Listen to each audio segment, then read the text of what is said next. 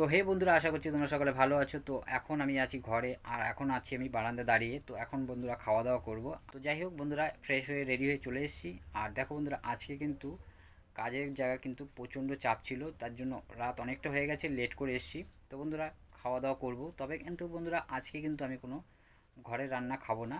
তার কারণ ঘরের রান্না মা আজকে নিরামিষ রান্না করেছে, আর নিরামিষ রান্না আমার আজকে খেতে ইচ্ছে করছিল না, তাই ভাবলাম যে একটু স্পেশাল কিছু খাওয়া যাবে। তার জন্য কি করেছি বন্ধুরা, তার জন্য কিন্তু আমি আজকে এনেছি বিরিয়ানি। জানো তো বন্ধুরা, মা কিন্তু আজকে খাওয়া দাওয়া করে অলরেডি শুয়ে পড়েছে, যেহেতু রাত অনেক হয়ে গেছে। এখন মাকে আর ডাকবো না, তো এখন আমি একাই খাওয়া দাওয়া করব। আর দেখাচ্ছি তোমাদের বিরিয়ানির প্যাকেটটা এনেছি। তো দেখো বন্ধুরা, এই যে সাইকেলে রাখা আছে এখানে প্যাকেটটা। তো এই হচ্ছে আজকে বিরিয়ানি প্যাকেট। তো বন্ধুরা এখন এই প্যাকেটটা নিয়ে আমি সোজা চলে যাব ঘরে। তো ঘরে গিয়ে খেতে বসবো, আর খাওয়া দাওয়া করতে করতে তোমাদের সাথে সব কিছু শেয়ার করব। তো ফাইনালি বন্ধুরা খেতে বসে বললাম, আর রাত অনেকটা হয়ে গেছে, লেট করব না। ও বিরিয়ানি প্যাকেট, আর তার সাথে দেখো এরকম শসা পেঁয়াজ দিয়েছে। তো চলো বন্ধুরা এখন প্যাকেটটা ওপেন করব।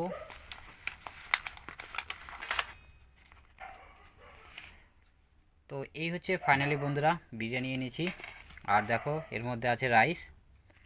তো এখান থেকে আমি রাইসগুলো বের করে নেব।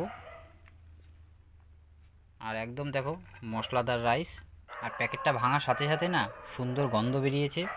আর তার সাথে দেখো এরকম বড় সাইজের আলু দুটো দিয়েছে। কি শুরু করছে কুত্তাগুলা। এখানে দেখো একটা আছে। তো এই হচ্ছে বন্ধুরা চিকেনের পিস। দেখো এরকম বিগ সাইজের চিকেন, আর তার সাথে এরকম মশলাদার রাইস।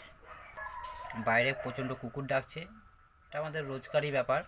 রাত হলে ওদের ঘেউ ঘেউটা বেড়ে যায়, জানি না কে আসে। তো চলো এবার প্রথমে একটু রাইস, আর তার সাথে এরকম একটু আলু নেব। তো বন্ধুরা বিরিয়ানি রাইস খেলাম, ভালো লাগছে। তবে যেহেতু একটু মশলাদার রাইস, তো বেশি মশলার পরিমাণটা একটু বেশিই লাগছে। তবে মোটামুটি ঠিক আছে, আর রাইসটা বেশ নরম। তো বন্ধুরা এই হচ্ছে চিকেনের পিস। আর চিকেনটা দেখো সিদ্ধ কিন্তু একটু কম হয়েছে, দেখেই বোঝা যাচ্ছে। একটু ট্রাই করি। চিকেনটা একটু বেশি শক্ত লাগছে, আর বিরিয়ানি চিকেন এত শক্ত হলে আমার ভালো লাগে না। বিশেষ করে এই দেখো, দেখেই তোমরা বুঝতে পারছো।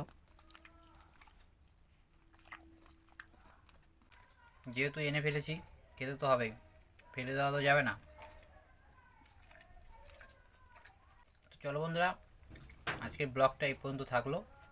তোমাদের ব্লগটা কেমন লাগলো তোমরা অবশ্যই জানিও। ভালো লাগলে পেজটা লাইক করে ফলো করে পাশে দেখো।